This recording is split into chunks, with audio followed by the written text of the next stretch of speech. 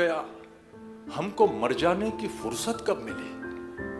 हमको राजेश शेट्टी साहब, हमको मर जाने की फुर्सत कब मिली? वक्त सारा जिंदगी में लग गया। हमको मर जाने की फुर्सत कब मिली?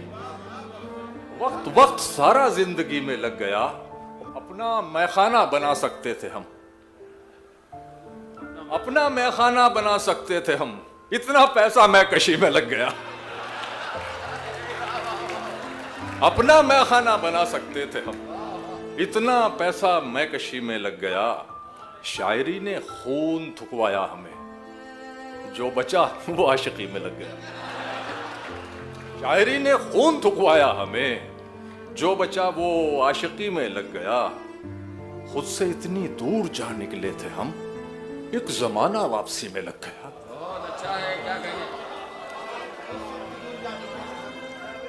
वस्ल की दौलत, खुद से इतनी दूर जा निकले थे हम, एक जमाना वापसी में लग गया। शेम लाजा फरमाए,